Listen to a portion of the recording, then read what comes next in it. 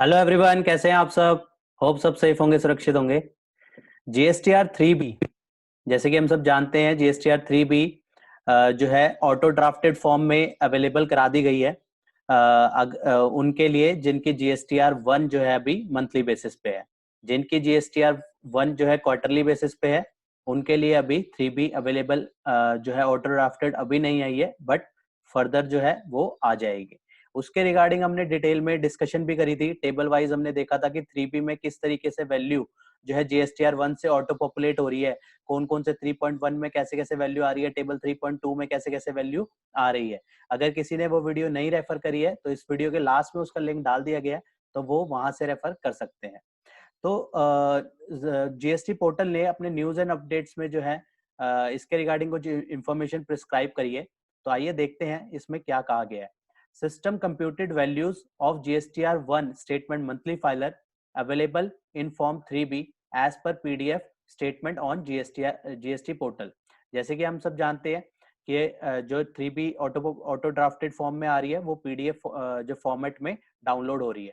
उसकी एक हम देख लेते हैं कि किस तरीके से जो है वो फॉर्म जो है हमें अवेलेबल कराया जा रहा है।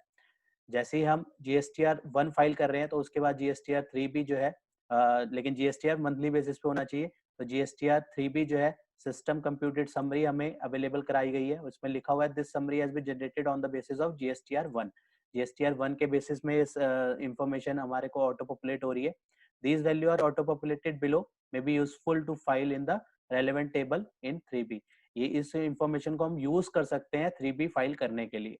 ये जो है फाइनल फिगर नहीं है, जैसे कि हमने उस वीडियो में भी डिस्कस किया था, ये फिगर फाइनल्स नहीं है।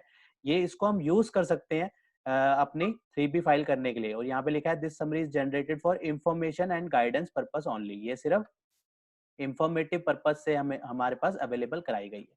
तो हमने इसकी एक एक टेबल देखी थी। 3.1A में किस तरीके से वैल्यूज जाएंगी, 3.A में वैल्यू जाएंगी। इसकी अगर हम डिटेल देखना चाहें वो भी हमें जो है अवेलेबल कराई गई थी।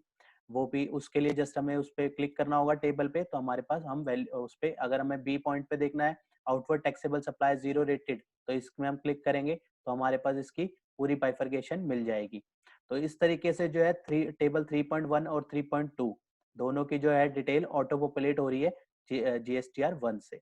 तो इसके रिगार्डिंग हम दोबारा आते हैं। हम जो इन्फॉर्मेशन इसके देखना चाह रहे थे, यहाँ पे जो है कहा गया है PDF statement has been available to the tax payer filing monthly GSTR 1। अभी जो इंफॉर्मेशन अवेलेबल कराई गई है वो मंथली जीएसटीआर 1 की कराई गई है with system computed value in table 3B। जो भी वैल्यू हमारे टेबल 3 में जानी है जीएसटीआर 3B के। This PDF will prepare on the basis of the value reported by them in GSTR 1। GSTR 1 में जो वैल्यू डालेंगे उसके हिसाब से 3B में वैल्यू ऑटो ड्राफ्ट हो जाएगी। This facility will also available also provided to quarterly GSTR 1 filers in due course of time. अब ये जो है फर्दर जीएसटीआर 1 जिनकी क्वार्टरली मोड है उनके लिए भी अवेलेबल करा दी जाएगी। उसका कुछ ना कोई पैटर्न सेट होगा, क्योंकि जो है 3B जो है मंथली मोड पे जाएगी और जीएसटीआर 1 जो है क्वार्टरली मोड पे जाएगी। तो कोई ना कोई उसका पैटर्न जो है डिजाइन किया गया जाएगा, जिसकी वजह से अभी अभी अवेलेबल नहीं कराई गई। अभी जो है 1 मंथली है तो ही 3B जो है 1 जो है 3B भी मंथली वालों को ऑटो ड्राफ्टेड अवेलेबल करा दी गई है। This PDF will available on 3B dashboard. जैसे ही हम 3B के डैशबोर्ड में जाएंगे वहां पे जो है हमें लास्ट में हमें जो है टैब दिया गया है जिससे हम पीडीएफ फॉर्म में डाउनलोड कर सकते हैं। हमने उस वीडियो में ऑलरेडी इसको कवर कर चुके हैं कि किस तरीके से हमें इसको एक्सेस करना है। For the tax pair of the August onwards, हमने देखा था कि अगस्त 2020 के अंदर यहाँ से जो है ये अवेलेबल करा दिया गया है। Containing the information of the GSTR 1 filled by them on or after 4 September 2020। ये जो है बेसिकली एक डेट प्रिस्क्राइब्ड है, उसके बाद जो है ये हमें अवेलेबल करा दिया गया। This will make filing of their form 3B easier। ये बेसिकली जब जैसे अभी हमने देखा जो पीडीएफ फाइल में भी देखा, ये लिखा था for the informative purpose only. वो फाइनल फिगर्स नहीं है, वो इंफॉर्मेशन हमें दी गई है, उसको हम यूज कर सकते हैं, लेकिन हम उसको फाइनल फिगर्स नहीं मानेंगे। थर्ड पॉइंट में कहता है this facility is provided to all tax payer registered. All tax payer चाहे वो नॉर्मल टैक्स पेयर हो, चाहे वो सेस डेवलपर हो, चाहे वो सेस यूनिट हो, या फिर वो कैजुअल टैक्स पेयर हो, सबको जो है सारे केसेस में जो है ये अवेलेबल करा दिया गया। Table in 3B will be auto drafted in PDF statement. Following tables of Form 3B will be auto drafted on the basis of value reported in GSTR 1 statement. 3(1)A में क्या value जाएगी? Auto taxable supply other than zero rated, nil rated, exempted. जैसे कि अभी हमने देखा PDF file में, तो 3.1A में जो है ऑटो जो है outward taxable supply other than zero rated, nil rated और एग्जेम्प्टेड की वैल्यू वहाँ पे टोटल आ रही थी। अगर हम उसके बाइफर्केशन चाहिए तो हम उसमें क्लिक करेंगे तो वो उसकी बाइफर्केशन भी प्रोवाइड करा देगा। 3.1B की बात करें तो outward taxable supply zero rated वहाँ पे ऑटो ड्राफ्ट होंगी। 3.1C में auto other outward supply nil rated exempted की वैल्यू आएगी। 3.1E में नॉन जीएसटी आउटवर्ड सप्लाई की डिटेल्स आएंगी। 3.2 टेबल में हमने देखा था सप्लाईज फॉर द अनरजिस्टर्ड और कंपोजिशन और यूआईएन, इन तीनों की जो है 3.2 में वैल्यूज आएंगी। तो ये ऑटो ड्राफ्टेड वैल्यू है, इसको हमने वेरीफाई करके जो है उसको फाइल कर सकते हैं। In this following point may be noted in case any of the above value is negative in GSTR 1, जैसे कि GSTR 1 में नेगेटिव वैल्यू भी ले लेता है, तो उस केस में क्या होगा?